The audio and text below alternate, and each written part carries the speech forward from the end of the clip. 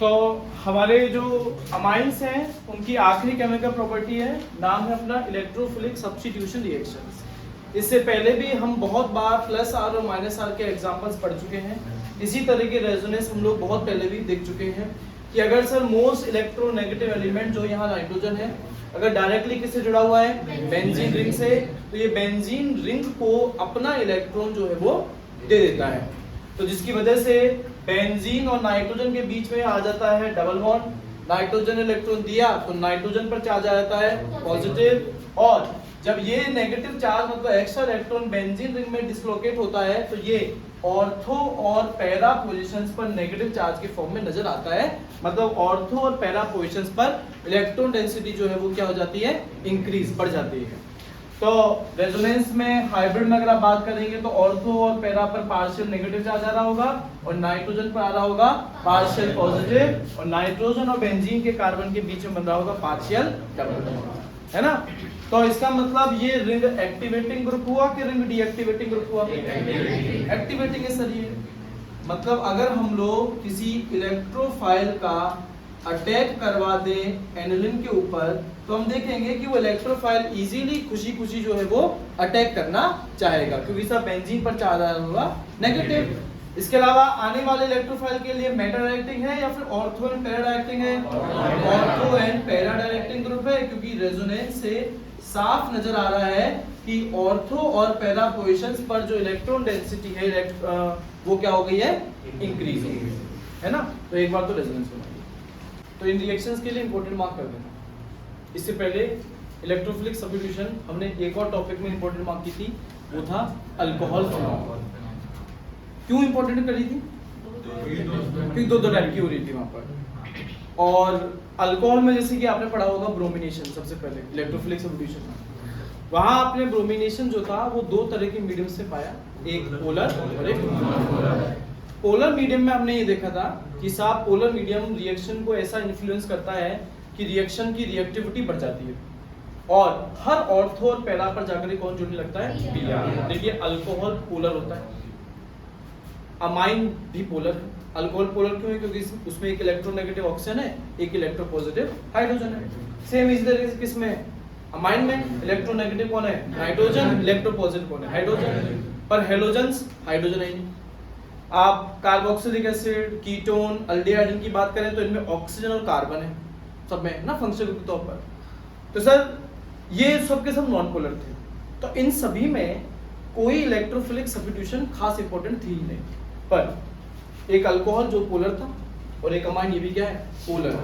तो जब ये खुद पोलर है तो जब इनका ब्रोमिनेशन करवाया जाता है तो आप क्या पाएंगे, हर ऑर्थो और पैरा पोजीशन पर कौन जाकर के जुड़ने लगेगा, पीआर। आपको एक ही प्रोडक्ट मिलेगा जिसका नाम होगा, अगर आप आईयूपीएसी नेमिंग करें तो ये 1 2 3 4 5 6 नाम हो जाएगा 2,4,6 ट्राई ब्रोमो, या तो एनिलाइन कहिए आपसे या बेंजीन 1 अमाइन से आप कह दीजिए, ठीक है। पर बहुत बार बोर्ड में क्वेश्चन आता है कि साहब हमें तो जो कंपाउंड चाहिए वो सिर्फ और सिर्फ पैरा पोजीशन पर चाहिए भैया, सिर्फ का चाहिए पैरा पर। तो अब यहाँ आप देखिए मैंने जो रिएक्शन लिखी उसमें मैंने कहीं पोलर नॉन पोलर नहीं लिखा है, क्यों? क्योंकि खुद ही कैसा है, खुद ही पोलर है। तो हम क्या करेंगे, ध्यान से देखिएगा, आपको 3 स्टेप अपनानी है अगर आपको सिर्फ और सिर्फ पैरा वाला कंपाउंड चाहिए तो। जो स्टेप 1 है उसका नाम है बेटा एसिटाइलेशन। एसिटाइलेशन, हाँ बेटा, ब्रोमिनेशन में क्या एनाइडस AlCl3 का यूज हुआ है? नहीं हुआ, क्यों नहीं हुआ? ल्यूकास नहीं, मतलब तो आपको बताया गया था कि सर ल्यूइस एसिड होता है और ये खुद कैसे होते हैं, ल्यूइस बेस, तो हमने उसका इस्तेमाल ही नहीं किया। एसिटाइलेशन में किसका अटैक करवाते हैं, CH3C डबल बॉन्ड OCl। वैसे तो ये रिएक्शन फ्रीडरक्राफ्ट एसिटाइलेशन होती है, पर सेम वो भी आपको एनहाइडस AlCl3 की प्रेजेंस में करवानी पड़ेगी, जो अलाउड ही नहीं। तो ये रिएक्शन एसिटाइलेशन, अल्काइलेशन, बेंजोलेशन हम लोग पहले भी पढ़ चुके हैं अमाइन में, जिसमें यहाँ से तो Cl जाता था और हाइड्रोजन कहाँ से जाता था कंपाउंड में, अमाइन से।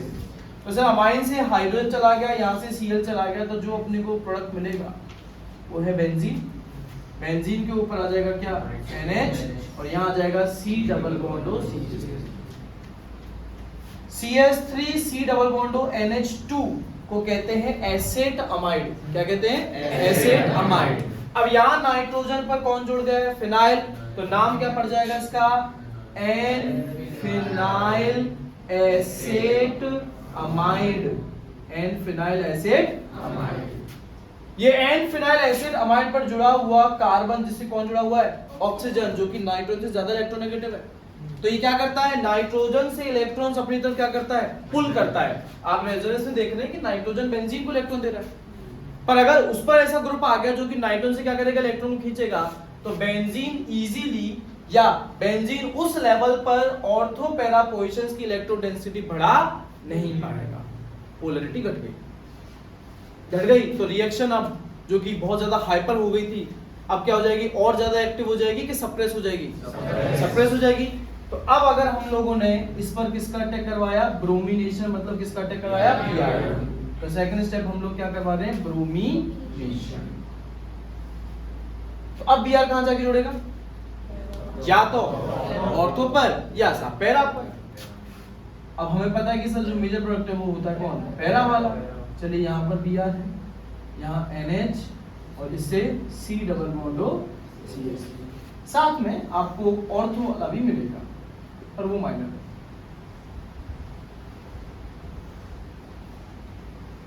अब बेटा अब क्या नाम हो जाएगा इसका?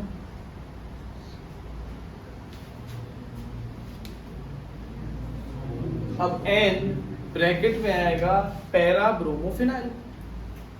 भाई अब तक तो N फिनाइल था ना, अब क्या है सर? अब वो ब्रोमीन भी आ गया। ब्रोमीन किस पोजीशन पे? पैरा पे ना, तो एक तरह से ब्रांच मान लो। N ब्रैकेट में क्या जाएगा? पैरा ब्रोमोफिनाइल, फिर ब्रैकेट क्लोज एसिड अमाइड। ठीक है। अब सर हमें तो यहाँ NH2 चाहिए था ना, हमने तो यहाँ पर क्या लगा दिया? NHC double bond CH3। तो यहाँ इसे NH2 बनाने के लिए क्या चाहिए? H। और इस कार्बन को, अगर आप इस कार्बन को हटा देते हो तो इसे आप OH से सेटिस्फाई कर सकते हो। तो मतलब हम किसका अटैक करवाने वाले हैं? H2O। पानी का अटैक क्या कहलाता है? हाइड्रोलाइसिस। तो साहब आगे आप करवाएंगे तीसरी स्टेप, जिसका नाम होगा हाइड्रोलाइसिस। जिसमें आप सब किसका अटैक करवाएंगे? H2O का। ये H और ये OH। इस H को किसके पास जाना है? इस H को जाना है NH के पास, और इस OH को किसके पास जाना है? कार्बन के पास। ऐसा करने से साइड प्रोडक्ट निकल गया आपका CH3C डबल बॉन्ड OH। कौन सा फंक्शनल ग्रुप है? कार्बोक्सिलेट। आपको मिल गया एसिटिक एसिड, और जो बचा हुआ है वो क्या है सर? ये बेंजीन, जिसकी पहला पोजीशन पर कौन था? Br।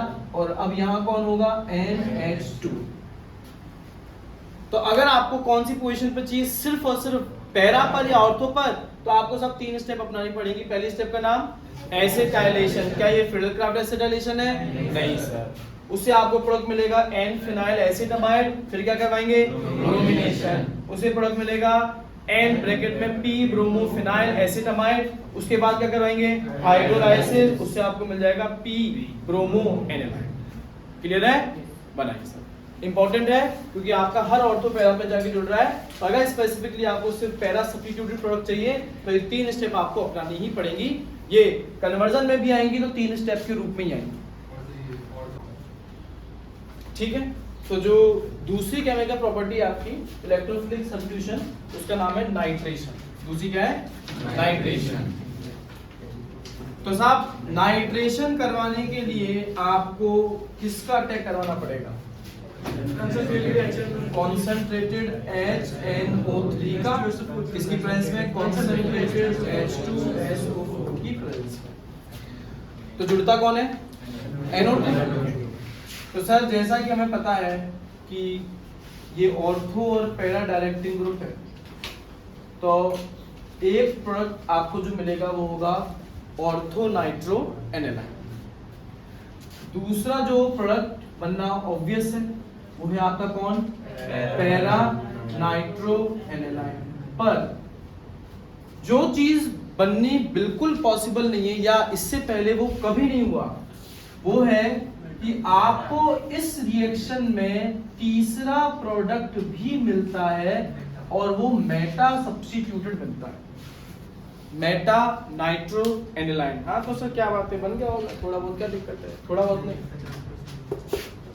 ये सिर्फ 2%, ओनली 2%। सीधी सी बात है सर, ये लेस स्टेबल है, ये 51%, बचा कितना 47, तो ये एक अच्छी खासी मात्रा में बन रहा है।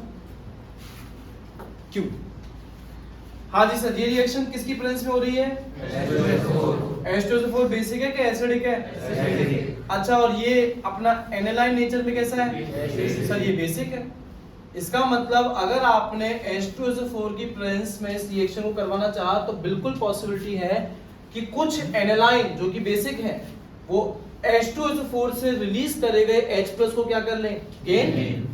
अगर NH2 ने H+ को गेन किया तो बनेगा क्या? NH3+। इसे हम लोग कहते हैं एनिलीनियम आयन। क्या कहते हैं? Anilinium ion. नाइट्रोजन पर चार्ज आए कोई पॉजिटिव, मतलब नाइट्रोजन इलेक्ट्रॉन रिच हो गया कि इलेक्ट्रॉन डेफिशिएंट? डेफिशिएंट है, तो ये क्या बेंजीन को अपना इलेक्ट्रॉन डोनेट कर सकता है? उल्टा ये क्या करेगा? बेंजीन से इलेक्ट्रॉन खींचेगा। अगर बेंजीन से इलेक्ट्रॉन खींच रहा है तो बताओ ये +R हुआ कि -R? -R का मतलब बेंजीन में कौन सा चार्ज आएगा? पॉजिटिव। कौन कौन सी पोजीशन पर? Ortho para. कौन सी बच जाएगी? मतलब कि ये एनिलीनियम आयन में जो NH3+ है ये आने वाले इलेक्ट्रोफाइल के लिए कैसे डायरेक्टिंग हो गया? Meta directing. इसी वजह से आपको अच्छी खासी मात्रा में ये मेटा नाइट्रो एनिलाइन भी मिलेगा। पर नहीं सर, हमें तो क्या करना है? हमें तो सिर्फ ये ऑर्थो और पैरा वाला ही आता है। तो क्या करें?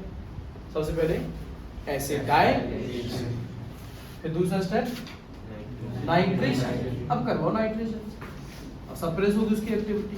तो आपने HNO3 का अटैक करवा दिया H2SO4 की प्रेजेंस में। अब क्या होगा? अब होगा ये कि आपका पैरा और ऑर्थो बस यहीं जाकर के आपका जुड़ेगा ना। और फिर क्या कराना है? हाइड्रोलाइसिस। हाइड्रोलाइसिस करवा दीजिए, मिल जाएगा।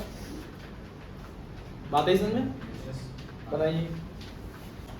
ठीक है, एक नोट लिखिए, एक नोट बनाइएगा। नोट में लिखिएगा nitration of aniline takes place in acidic medium. Nitration of aniline takes place in acidic medium. Full stop. In acidic medium, aniline being base in acidic medium, comma, aniline being a base forms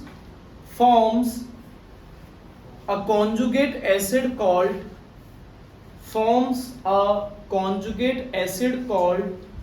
anilinium ion. Conjugate acid called anilinium ion, which is a meta directing group,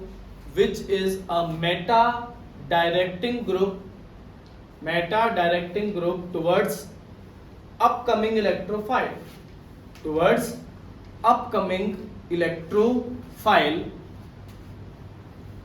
full stop. Therefore during nitration of aniline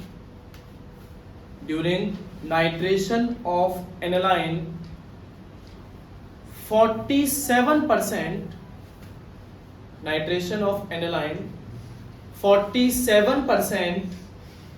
meta nitroaniline is also formed.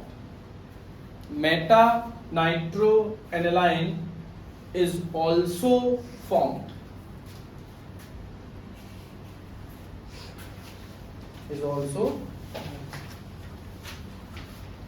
ठीक है। इससे पहले आपको sulphonation करवा दिया गया था पिछली क्लास में, ज़िट्रानोसिन बनाया था। उससे पहले अल्काइलेशन, एसाइलेशन, बेंजोलेशन करवा दिए थे। फ्रीडल-क्राफ्ट रिएक्शन के लिए ठोक पीट करके हमने मना कर दिया था कि फ्रीडल-क्राफ्ट रिएक्शन ये नहीं देंगे। इससे पहले ना तो बेंजल्डिहाइड दे रहा था, ना आपका कीटोन, ना आपका कार्बोक्सिलिक एसिड। क्यों? क्योंकि साहब वो थे Meta directing group, ring deactivating. पर ये तो रिंग एक्टिवेटिंग है, फिर भी हम लोग फ्रीडोग्राफ रिएक्शन क्यों नहीं करवाएंगे? क्योंकि वो किसकी प्रेजेंस में होंगी? एक ल्यूइस एसिड, और ये खुद क्या है? एक ल्यूइस बेस। तो साहब अगर वो एसिड आपका एनहाइड्रस AlCl3 है और ये है क्या? एक ल्यूइस बेस, तो ये अपना लोन पेयर कर देंगे सर उसे डोनेट, और बना लेंगे कौन सा बॉन्ड? कोऑर्डिनेट बॉन्ड, और आपको मिल जाएगा एक सॉल्ट, कोऑर्डिनेट सॉल्ट आपको मिल जाएगा। ठीक है, इससे पहले लिखवा दिया क्या वाला नोट?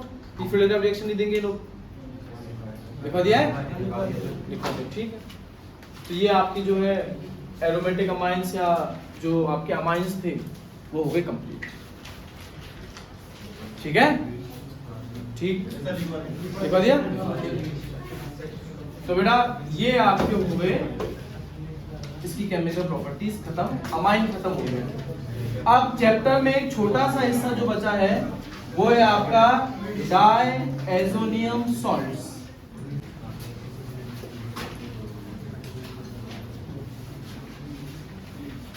इसे कहते हैं डायएजो ग्रुप। यहाँ नाइट्रोजन की हो रही है, तीन बॉन्ड हो रही है, इसकी 3 बॉन्ड, इसकी 3 बॉन्ड, कौन सा ग्रुप कहते हैं? डायएजो ग्रुप। पर इस नाइट्रोजन की 3 हो गई, हो गया 8, 1 2 3 4 5, और 3 इसके शेयर के कितने हो गए? 8। इसकी बात करते हैं, 1 2 3 इसके शेयर के कितने हुए? 6 7, एक इसका शेयर कर रहा होगा 8। इसके अलावा इसके पास में क्या था? एक लोन पेयर भी तो था, है ना? पर अगर सर वो लोन पेयर अभी भी इसके पास है तो कितने इलेक्ट्रॉन हो रहे? 10, है ना? कितने इलेक्ट्रॉन हो रहे? 10। इससे किसी को दे दिया, चार्ज क्या गया? पॉजिटिव। इसे कहते हैं डायएजोनियम।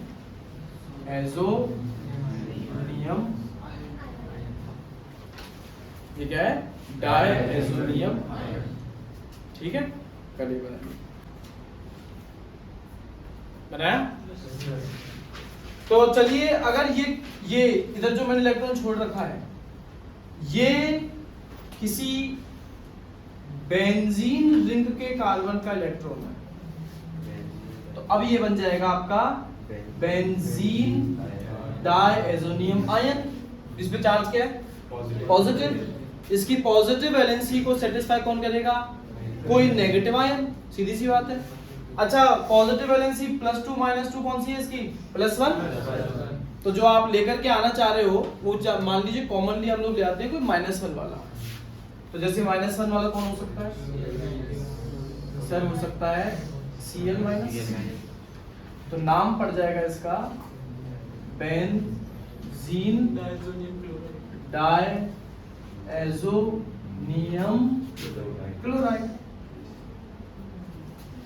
है ना? और अगर यही कौन आया? Br-, नाम क्या पड़ेगा? Benzene diazonium bromide. चलिए, यही अगर अपन लेकर के आए NO3-, NO3- किसे कहते हैं? नाइट्रेट। तो बन जाएगा बेंजीन डायएजोनियम नाइट्रेट। हम लोग लेकर के आए NO2- नाइट्राइट, तो नाम पड़ जाएगा बेंजीन डायएजोनियम नाइट्राइट। हम लोग लेकर के आए मान लीजिए HCO3-, जिसे या तो हाइड्रोजन कार्बोनेट या से बाइकार्बोनेट भी कहते हैं, तो बेंजीन डायएजोनियम या तो हाइड्रोजन कार्बोनेट या क्या कहेंगे इसे? बाइकार्बोनेट। ऐसे ही HSO4- बेंजीन डायएजोनियम या तो हाइड्रोजन सल्फेट या क्या कहेंगे? बाय सल्फेट, है ना? इसी तरीके से HSO3- बेंजीन डायएजोनियम हाइड्रोजन सल्फाइट या फिर बाय सल्फाइड, हाइड्रोजन सल्फाइड, या क्या कहेंगे बाय सल्फाइड। इसी तरह से BF4 माइनस, अगर आपको बाल्स-शीमान रिएक्शन याद हो, फ्लोबोरेट, बेंजीन डायएजोनियम फ्लोबोरेट, इसमें बायसल्फाइड वाले का नाम आया हुआ है, फॉर्मूला दे रखा था, बोला था इसका नाम क्या होगा, ये सब बनाइए। एक क्वेश्चन आता है कि देखो यहाँ तो मैंने बेंजीन लगाया, या मिथाइल भी तो हो सकता था भाई, कोई भी कार्बन का ग्रुप हो सकता था। तो कहने का मतलब डायजोनियम सॉल्ट्स दो टाइप के होते हैं, एक एलिफेटिक और एक एरोमेटिक। इनमें से कौन रेजोनेंस दिखाएगा? तो क्वेश्चन आता है कि why aromatic diazonium salts are more stable than aliphatic diazonium salts. Answer क्या है? रेजोनेंस। तो एक बार इसका हम लोग रेजोनेंस और सीख लेते हैं, बना लेते हैं। तो हमने देखा सर ये नाइट्रोजन, इस नाइट्रोजन से जुड़ा हुआ है किससे? ट्रिपल बॉन्ड से, और इस नाइट्रोजन पे खुद पे चार्ज क्या है? पॉजिटिव। अच्छा, ये नाइट्रोजन, ये बेंजीन। वैसे तो हमने पढ़ाई की मोस्ट इलेक्ट्रोनेगेटिव एलिमेंट अगर डायरेक्टली जुड़ा है तो क्या है? प्लस आ। पर इस नाइट्रोजन पे चार्ज क्या है? रिच है कि डेफिशिएंट है? बेंजीन से इलेक्ट्रॉन, और इसको और डेफिशिएंट बनाने के लिए कौन जुड़ा हुआ है इसके आगे? सर एक नाइट्रोजन जुड़ा हुआ है। तो अगर इस नाइट्रोजन ने ये इलेक्ट्रॉन अपने पर खींच लिया तो पहली चीज तो ये कि सर ये बॉन्ड टूटेगा, है ना? बॉन्ड अगर टूटा तो यहाँ ट्रिपल की जगह कौन सा बॉन्ड रह जाएगा? डबल। अच्छा, अब इस नाइट्रोजन के इलेक्ट्रॉन 1 2 3 4 5 6 है ना? एक यहां से फ्री हुआ खुद का 7, एक इसका लिया -4 लगा दो। नाइट्रोजन इस वाले पर जैसी कमी दिखी इलेक्ट्रॉन की, क्या करेगा? तुरंत बेंजीन से खींच लेगा। बेंजीन से अगर ये बॉन्ड यहां शिफ्ट हुआ तो यहां तो बन गया डबल बॉन्ड, और इस पोजीशन से इलेक्ट्रॉन गया तो चार्ज क्या आ गया? पॉजिटिव। अब सब इस कार्बन पे होगी इलेक्ट्रॉन की कमी, ये किससे मांगेगा? ये अपने एडजेसेंट से। एडजेसेंट अगर इसकी डेफिशिएंसी पूरा कर दे यहाँ पर बॉन्ड शिफ्ट करके, तो नेक्स्ट स्ट्रक्चर में आप पाएंगे कि सर यहां आ जाएगा पॉजिटिव चार्ज। अब इसे पॉजिटिव चार्ज, इसकी कमी को पूरा करने के लिए एडजेसेंट कार्बन आगे बॉन्ड शिफ्ट कर देगा। अब आप पाएंगे कि सर यहां पॉजिटिव चार्ज आ जाएगा। अब तो यहां पे कमी है, ये यहां से मांगेगा, जैसे ही मांगेगा फिर से नाइट्रोजन अपना इलेक्ट्रॉन ले लेगा। अब जो स्ट्रक्चर आप पाएंगे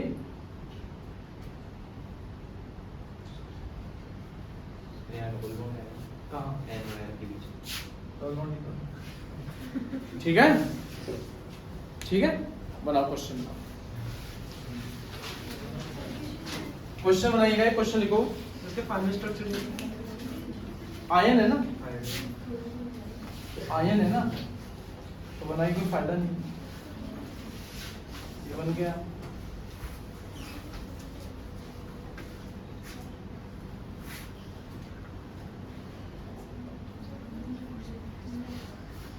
इसमें परमानेंट हर जगह लिखो। क्वेश्चन है why aromatic diazonium salts, why aromatic diazonium salts are more stable than aliphatic diazonium salts. Why aromatic diazonium salts are more stable than aliphatic diazonium salts? Answer हो जाएगा because aromatic diazonium salts shows resonance.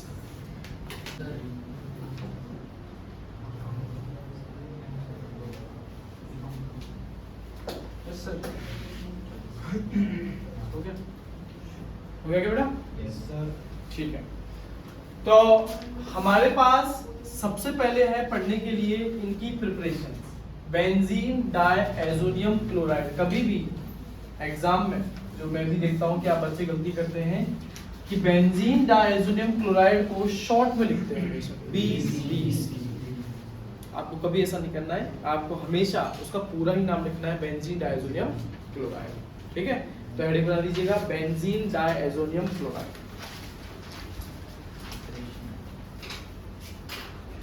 Benzene diazonium chloride, पहले थी diazonium salt, अब बन जाएगी benzene diazonium chloride. उसमें बेटा सबसे पहले आएगी क्या इसकी प्रिपरेशन।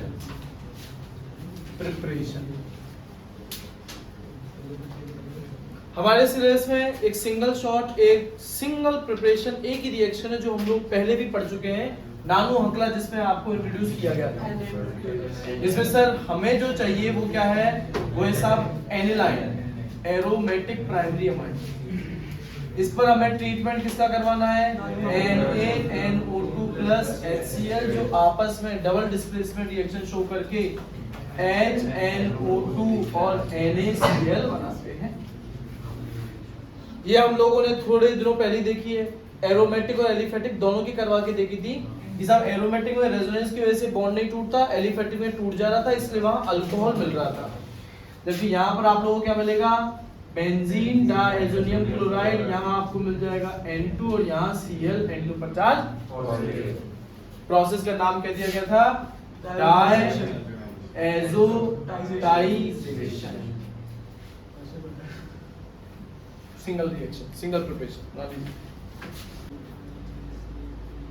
फिजिकल प्रॉपर्टीज है नहीं इसके लिए, सीधा क्या है इसकी केमिकल प्रॉपर्टी, जिसमें भी मोस्ट ऑफ द रिएक्शंस हम सभी पढ़ चुके हैं।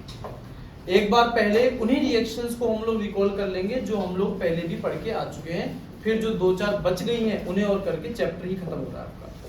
ठीक है, तो हेडिंग बना दीजिएगा केमिकल प्रॉपर्टीज। बीडीसी की केमिकल प्रॉपर्टीज हम लोग पढ़ने वाले हैं।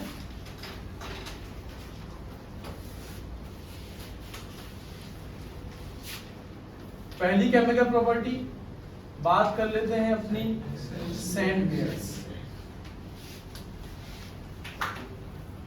से, क्योंकि साहब सीधी सी बात है, chemical property benzene diazonium chloride की है, तो हर बार हमें बेंजीन डायज़ोनियम क्लोराइड लेना है। सैंड मेयर्स रिएक्शन करवाने के लिए आपको Cu2Cl2 और साथ में HCl लेना पड़ेगा। जो आपको प्रोडक्ट मिलेगा वो होगा क्लोरोबेंजीन, साइड प्रोडक्ट मिलेगा आपको, है ना। इसकी जगह सर हम चाहे तो Br भी जोड़ सकते हैं, उसके लिए आपको Cu2Br2 लेना पड़ेगा और ऐसा करने से आपको क्या मिल जाएगा, ब्रोमोबेंजीन। पर जब भी एग्जाम में पूछे what do you mean by Sandmeyer's reaction, तो आप एग्जांपल हमेशा कौन सा देंगे, है ना। दूसरी कौन सी अपने पास, गेटरमैन्स रिएक्शन। साहब इसमें क्या करना पड़ता है, ये जो बीडीसी है इसे सिर्फ कॉपर की प्रेजेंस में HCl के साथ रिएक्ट कराना है, जिससे आपको क्या मिल जाएगा, क्लोरोबेंजीन। हाँ, अगर आपने कॉपर की प्रेजेंस में क्या लिया, HBr, तो ब्रोमोबेंजीन। पर जब भी बोले गेटरमैन्स रिएक्शन कौन सी है, तो ये क्लोरोबेंजीन वाला एग्जांपल ही आप लोग दीजिएगा। दूसरी बनाइए गेटरमैन्स रिएक्शन। नेमिंग चल रही है तो तीसरी भी नेमिंग ही ले लेते हैं, जो बाल्स-शीमान रिएक्शन। तो सर इसके लिए हम लोगों को सबसे पहले बीडीसी का ट्रीटमेंट करवाना पड़ता है किसके साथ, fluoroboric acid. Molecular formula HBF4, fluoroboric acid. ऐसा करने से N2 से जाकर के जुड़ जाता है BF4 और साइड प्रोडक्ट आपका क्या निकल गया, क्या निकला, HCl। इसका नाम benzene diazonium fluoroborate. Plus charge N2 के ऊपर है, कैसे प्लस है, ये तो साइड प्रोडक्ट है ना, N2 पे तो प्लस चार्ज होगा ही होगा। अब अगर आपने फर्दर सिर्फ इसे क्या कर दिया, थर्मल डिकम्पोजिशन, हीट कर दिया, तो BF4 में से निकल जाएगा BF3, साथ में निकल जाएगी हमारी कौन सी गैस, नाइट्रोजन N2। जो बच गए वो है एक फ्लोरीन का एटम और कौन है अपना बेंजीन, आपको मिल जाएगा क्या फ्लोरोबेंजीन। एकमात्र रिएक्शन है हमारे पूरे सिलेबस में एरोमेटिक फ्लोराइड बनाने की। यहाँ से एक बाइफर्केशन भी है, मतलब एक और रास्ता निकलता है, एक और बोर्ड में एग्जाम दिया ये सिर्फ फ्लोरोबोरिक एसिड से ये बनाने का कहलाता है बालशीमान। पर अगर इससे आपने क्या ट्रीट करा दिया NaNO2 कॉपर की प्रेजेंस में, तो देखो Na अपने साथ ले आता है BF4, NaBF4 आपको मिल गया, जैसे HBF4 था वैसे क्या मिल गया NaBF4, और निकल जाती है कौन सी गैस Na2, बचा क्या है NO2 और कौन बेंजीन, आपको क्या मिल जाएगा नाइट्रोबेंजीन। फिर कह दूं ये बालशीमान रिएक्शन नहीं है, ये है। तो पहले आप इसे दो तरीके से बनाइएगा, पहले एक सीधी रिएक्शन बालशीमान, फिर उसके अंदर चौथा displacement by which group nitro, चौथा ये बनेगा, बनाओ displacement replacement.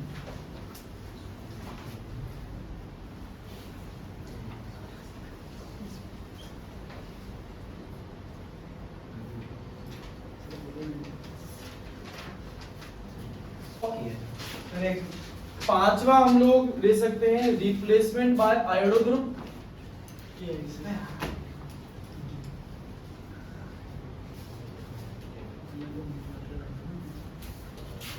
Replacement bye iodo, इसके लिए क्या करना होता था हमें, ये जो BDC है इसे सिर्फ KI की प्रेजेंस में हमें सिर्फ और सिर्फ हीट करना होता है।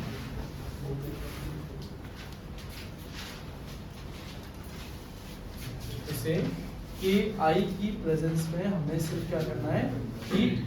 इससे हमें क्या मिल जाएगा हमारा आयोडोबेंजीन, हमें मिल जाएगा N2, हमें मिल जाएगा KC।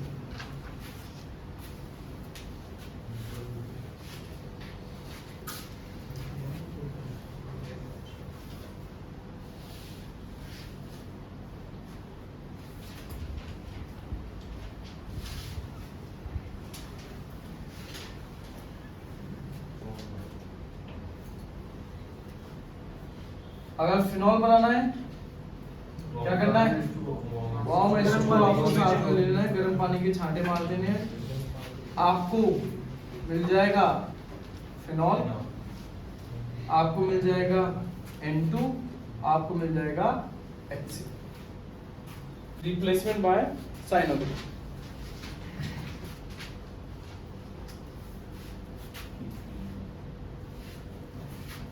Replacement by cyano group, आपको लेना क्या है CuCl। तो यहाँ पर Cn N2 और प्रोडक्ट निकल गया आपका CuCl2 रिएक्शन से बनेगा। आठवां रिप्लेसमेंट बाय आइसोसाइनो ग्रुप, इसके लिए आपको क्या लेना है AgC। आइसोसाइनो ग्रुप मिल जाएगा, N2 निकल जाएगा और आपको मिल जाएगा AgCl। नौवां है रिडक्शन।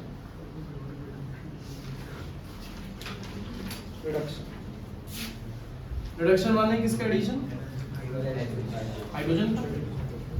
तो इसके लिए आप लेंगे हाइपोफॉस्फोरस एसिड H3PO2 और साथ में लेंगे H2।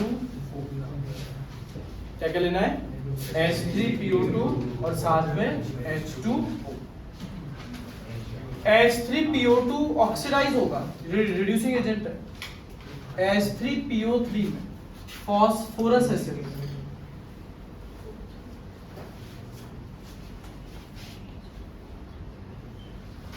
ये था हाइपोफॉस्फोरस एसिड।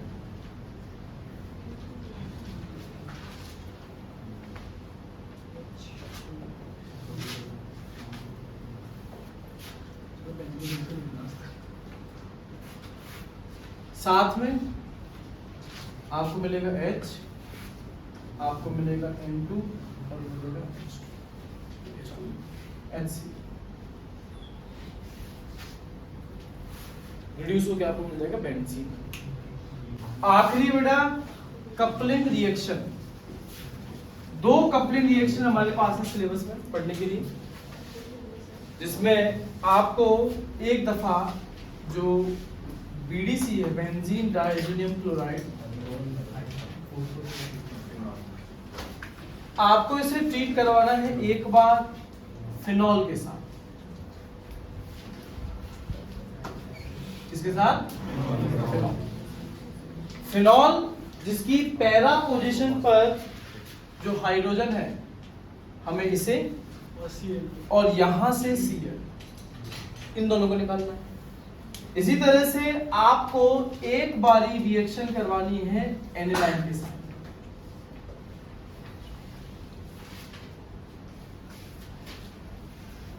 इसकी भी पैरा पोजीशन पर जो हाइड्रोजन है, आपको उसे और किसे निकालना है? Cl। दोनों में जो माइनस होगा वो कौन है? Cl। और बाकी के जो 2 हैं उन्हें आपस में जोड़ के एक सिंगल यूनिट बना दीजिए, कपल बना दीजिए। उसमें हम ये पाएंगे कि सर यहाँ फिनॉल था, इस पोजीशन से कौन आगे जुड़ा?